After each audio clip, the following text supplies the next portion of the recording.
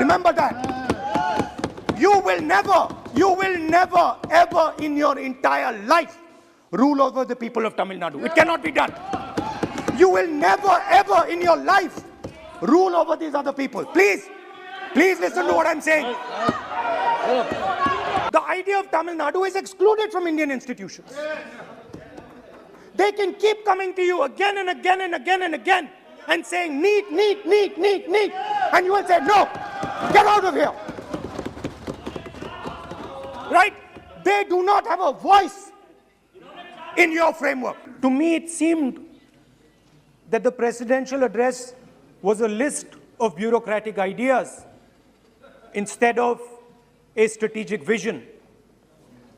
It looked to me as if it had been constructed not by a vision of leadership, but by a group of bureaucrats who had simply to put something down on paper.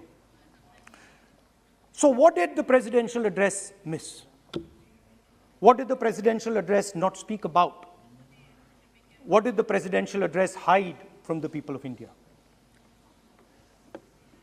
I think there are three fundamental things that were not spoken about in the presidential address. The first, and what I consider to be the most important, is the idea that there are now two Indias. There is now no longer one India. There are two Indias. One India is for the extremely rich people, for those who have immense wealth, for those who have immense power, for those who do not need a job, for those who do not need water connections, electricity connections, but for those who control the heartbeat of the country. And then another India. Another India, I want to make it clear that the spirit of what I'm saying is not one of criticism. The spirit with which I speak is one of discomfort with the state of our country. And the spirit with which I speak is one where I am worried about what is happening to the country. So you must not take it as a criticism. Take it as a citizen of the country who is concerned about what is going on. तो दो हिंदुस्तान बन रहे हैं. एक अमीरों का हिंदुस्तान और दूसरा गरीबों का हिंदुस्तान. और इन दो हिंदुस्तानों के बीच में खाई बढ़ती जा रही है. आपने अभी देखा होगा, अभी दो स्पीकर्स ने बात की, मगर आपने ये नहीं कहा कि रोजगार ढूंढने के लिए उत्तर प्रदेश में, बिहार में रेलवे की नौकरी के लिए वहां पे युवाओं ने क्या किया और क्या हुआ, इसके बारे में आपने नहीं बोला. 46% drop in manufacturing jobs in India. Why? Because you have destroyed the unorganized sector. Why? Because you have destroyed MSMEs. That is why you are focusing completely on 5 or 10 people. I don't have a problem with that. I don't have a problem with big industry. Focus on them. But please realize that they cannot produce jobs for you. Small and medium industry is the only people who can produce jobs for you. That is the reality. और हो क्या रहा है, दो हिंदुस्तान बन रहे हैं. आप यहाँ पे भाषण देते रहते हो, नया Hindustan, new India, make in India, और कौन से नारे हैं, स्टार्टअप इंडिया. आप ये बोलते रहते हो और देश में बेरोजगारी फैलती जा रही है. और आप ये मत सोचिए कि ये जो गरीब हिंदुस्तान है जिसको आप बना रहे हैं,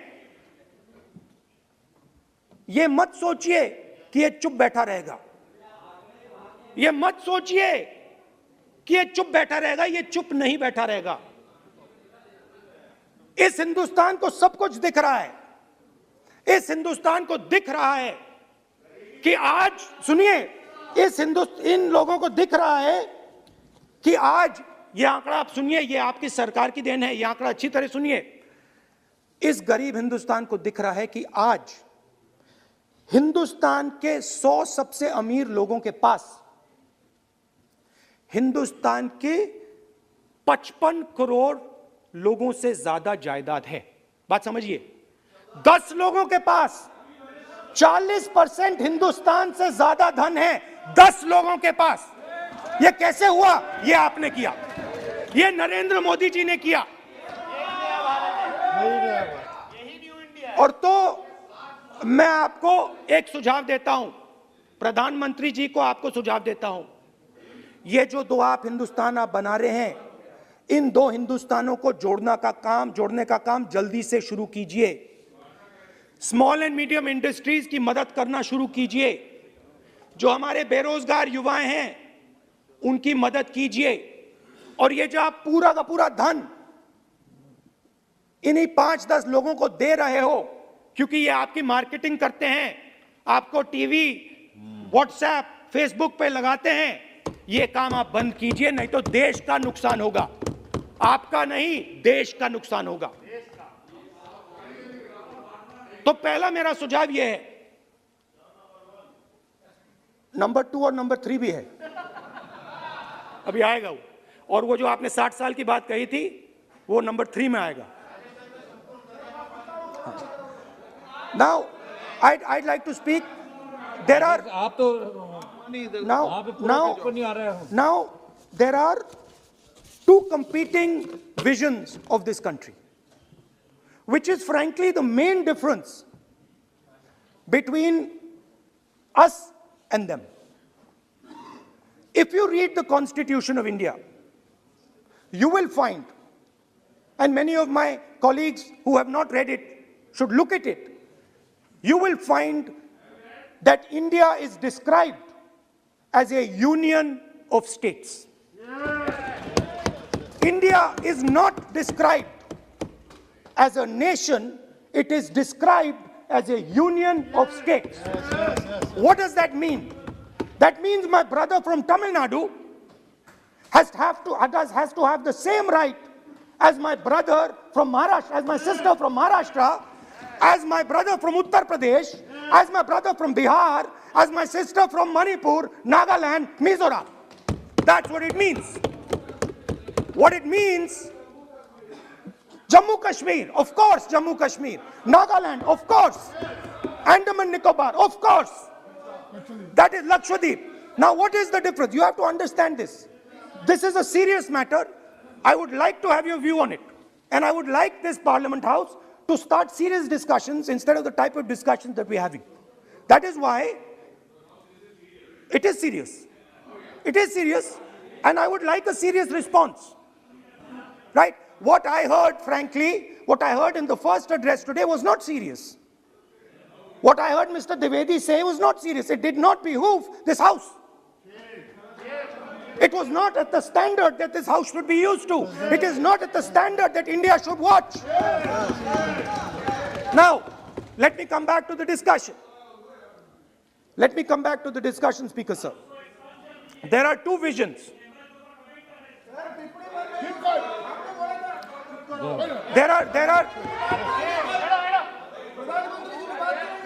There are two visions of this country. One vision that it is a union of states, meaning it is a negotiation, meaning it is a conversation, meaning I go to my brother in Tamil Nadu and I say, what do you want? And he says, this is what I want.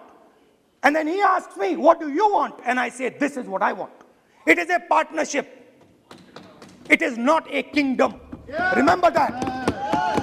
You will never, ever in your entire life rule over the people of Tamil Nadu. It cannot be done. You will never, ever in your life rule over these other people. Please listen to what I'm saying.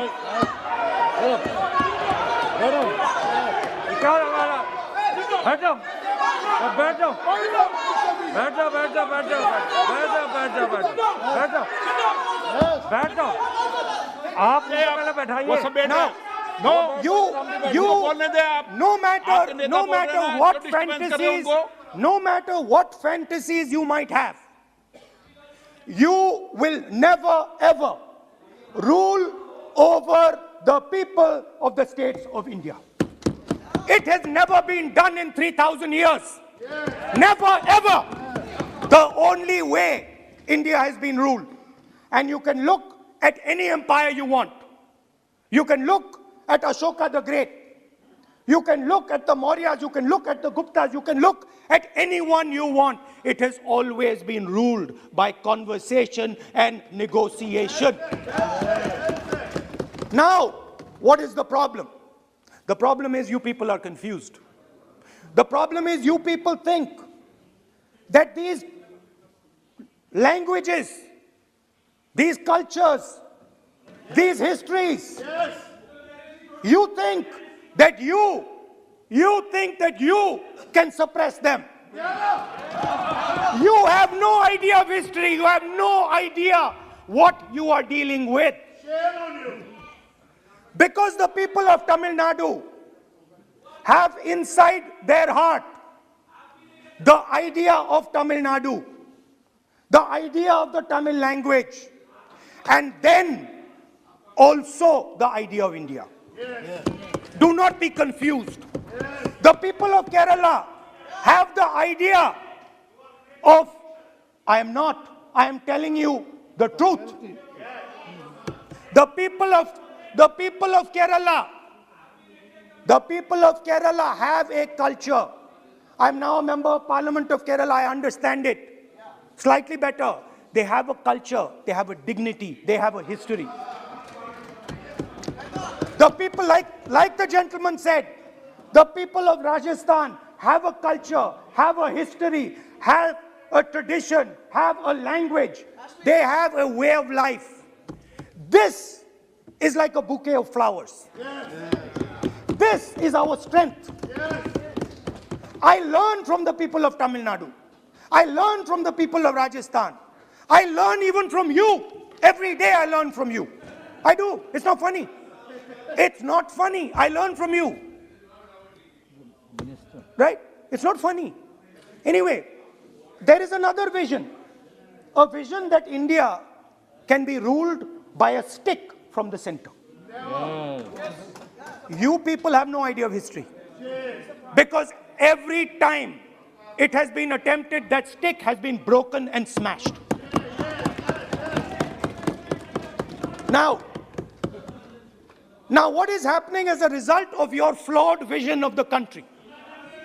Two Indias are of course being created.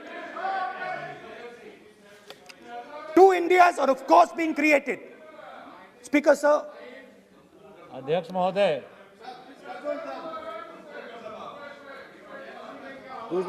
आप इधर आ सकते हैं। So what is happening? What is happening as a result of this flawed vision? Two Indias, उस पे भी बोलता हूं, उस पे भी बोल देता हूं, मैं उस पे भी बोल देता हूं, मैं इमरजेंसी में भी बोल देता हूं, कोई प्रॉब्लम नहीं है, मैं बोलने से नहीं डरता हूं, आप उनका मैं डरता नहीं, मैं बोलने से आप anyway. So there are two visions. One is a union of states, union of languages, union of cultures, a bouquet of beautiful flowers that can challenge any power in the world. No power in the world has ever been able to challenge this bouquet of flowers. Now, there is another vision, a centralizing vision, the vision of a king. The idea of a king, which the Congress removed in 1947. We smashed that idea of a king. Now that idea of a king has come back. That there is a king, a Shahin Shah, a ruler of rulers, a master of masters.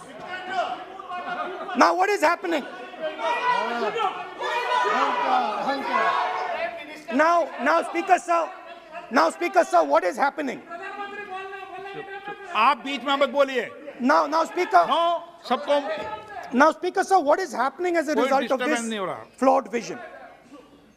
What is happening is that the instruments of the conversation between our states, the instruments of the conversation between our peoples, what we call the institutions of our country, are being attacked and captured by one idea.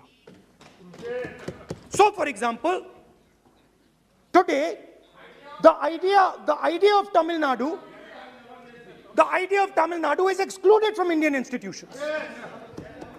They can keep coming to you again and again and again and again and saying, neat, neat, neat, neat, neat. And you will say, no, get out of here. Right? They do not have a voice in your framework. The farmers of Punjab can stand up and say, we do not agree with these 3 laws. They do not have a voice in your framework. Only the king has the voice. The farmers can sit for 1 year. They can sit for 1 year outside in Corona. They can die, doesn't matter. The king does not agree. You do not listen to anybody. And even all of you, my dear brothers and sisters in the BJP, I saw my Dalit colleague speak today, Paswanji. I saw him. Yes. He knows the history of the Dalits. He knows who has oppressed the Dalits for 3,000 years. And he is speaking with a hesitancy. He is speaking without. I am proud of him. I am proud of this gentleman. He has spoken to me what is in his heart. I am proud of this man. But he is in the wrong party. Don't worry, घबराइए मत.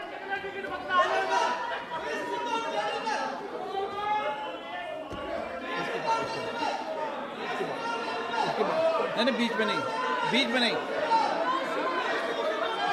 तो बीच में थोड़ी बोलेंगे, बाद में, no. Look, Speaker sir, I am a democratic person. I will allow him to speak. ये सुनो एक मिनट, ये आप किसी को इजाजत नहीं दे सकते, ये अधिकार मेरा है. प्लीज बैठ जाइए.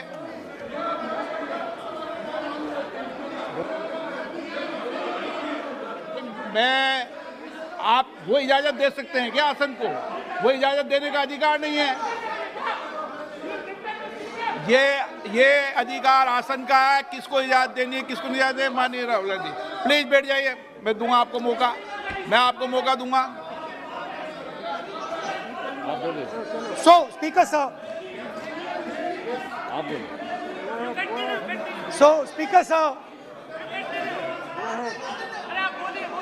माननीय सदस्य प्लीज बैठिए, मैं आपको मौका दूंगा. बोलते रहे आप. क्या करें? Speaker sir. So this confused ideology, this confused understanding of the nation of India is playing havoc with this country. And I'll give you examples. The judiciary, the election commission, Pegasus. These are all instruments of destroying the voice of the Union of States. When you apply Pegasus on an Indian politician, when the Prime Minister personally goes to Israel and authorizes the use of Pegasus in India, he is attacking the people of Tamilnadu. He is attacking the people of Assam. He is attacking the people of Kerala. He is attacking the people of Bengal. Point of order. 52-1. Particular organization has captured the institutional framework of the country and is attacking the voice of the different states of this country. And my fear is that you will get a reaction from that voice. My fear is that this attack that you're carrying out on the institutional framework of this country is going to get a response from the Union of States. And you're fiddling. I understand this. You might not appreciate it. But my great-grandfather spent 15 years in jail building this thing. My grandmother was shot 32 times. and my father was blown into bits. So I understand a little bit about what this country is. My blood has been sacrificed, not by me, by my great-grandfather, by my grandmother, by my father for this country. So I understand what it is. And you are fiddling with something very, very dangerous. And I am advising you, stop. Because if you do not stop, you will create a problem. You have already started creating the problem. The problem has already started in the Northeast. The problem has already started in Tamilnadu. You're not visible. It's not visible to you right now. Jammu Kashmir, which I will speak about, which is my third point. Now, what you're fiddling with is extremely dangerous, and it demonstrates a complete lack of understanding of history. Please, this evening, go back and look at all the empires that have ever ruled India. Look at them carefully. You will find that every single one of them is a union of states. There's not a single empire. There was a reason Ashok used to go and put his pillars everywhere. Because it was a union of states where Ashok, the great king, respected everybody. You are disrespecting everybody. Disrespect me, I don't care. It doesn't matter to me. But you cannot disrespect the people of this country. Right. Now, final. And I think one of the more important parts of my speech. Actually, I want to say one other thing, which I demand an apology from the Home Minister. And this represents again the idea of a union of states versus the idea of a king. Now, a few days ago, some political leader, I'm not going to name, came to me from Manipur. And he was very agitated. I spoke to him, I said, why are you agitated, my brother? And he says, Rahul ji, I have never felt as insulted as I have a few days ago. I said, why? He said, Rahul ji, a delegation of Manipuris, political leaders, senior leaders went to see the Home Minister. Outside his house. Speaker, sir. ये भारत के धर्म के ऊपर attack कर रहे हैं, भारत की धार्मिक परंपराओं पे अटैक कर रहे हैं, और ये हम सबकी धार्मिक परंपराओं के ऊपर आघात है। हमारे घर में भी यही है परिस्थिति। Speaker, sir. Speaker, sir. It reflects a mentality. It reflects a sense that I am bigger than you. You are nobody, I am everybody. That is why I will wear my shoes and you will not. Anyway, going back to the main point. Now, and the final most important point. My understanding is that the RSS and the BJP is playing with the foundations of our country. And they are weakening the foundations of our country. They are weakening the links between our people. They are weakening the links between our languages. Now, they have further weakened the country. They have further weakened the country by ensuring that not a single Indian youngster can get a job.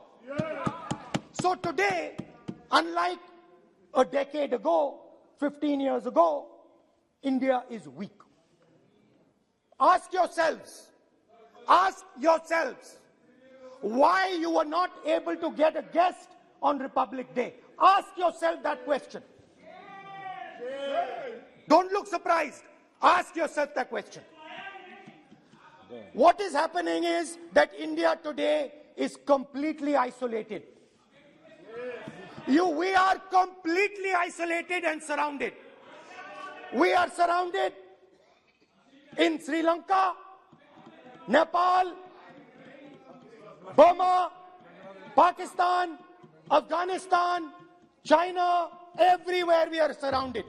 And our opponents understand our position. Please let me speak, because I'm saying something very serious, right? I'm saying something very serious. Let me say, we have been weakened. The conversation between our people is not taking place. Our institutions are under attack, and we are completely surrounded. The Chinese have a very clear vision of what they want to do. They are very, very clear about what they want to do. And one second, please. The single biggest, you can ask anybody who understands, the single biggest strategic goal of India's foreign policy has been to keep Pakistan and China separate. This is fundamental for India.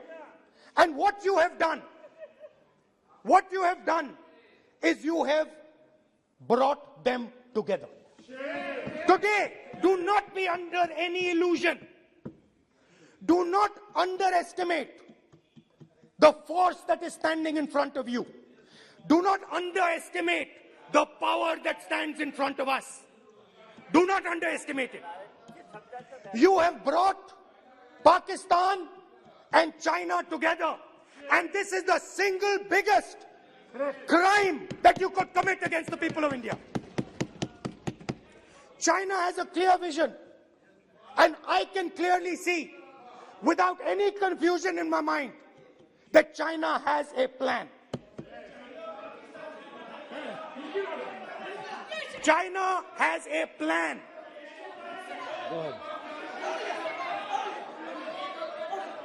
I can see without any doubt that the Chinese, please, we are all nationalists, so let us discuss properly.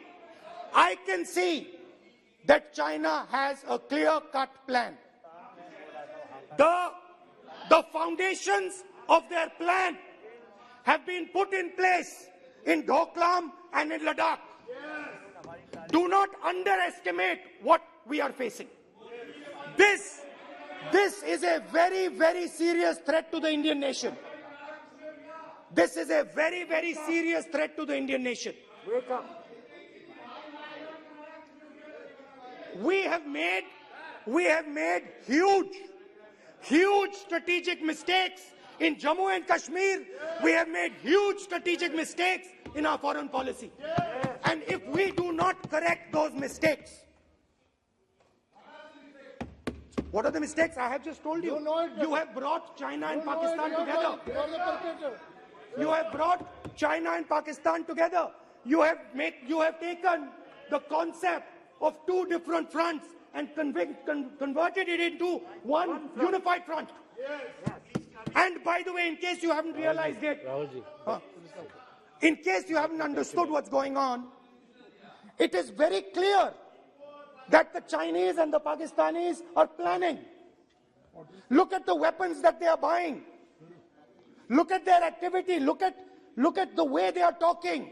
Look at who they are speaking to. I am clearly stating in the House of Parliament that we have made a massive blunder, and we need to make sure, absolutely sure, that we can defend ourselves against the Chinese. Please remember what I am saying, because the Chinese will act. Remember what I am saying, and remember that you will be responsible for anything that happens. That is why it is important that as a nation, we start this conversation. It is important as a nation that you listen to what we say, because we have experience, we have understanding. You might not think so, but we have people on this side who understand these things, have great understanding. Use us. Use us. I can see that some of you are understanding what I'm saying. I'm happy. I'm happy. I can see. So these are the 3 points I wanted to make today. The nation is now at risk. The nation is at risk.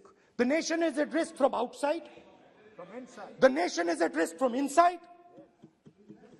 And that is a very dangerous place for a nation to be. And I don't like it.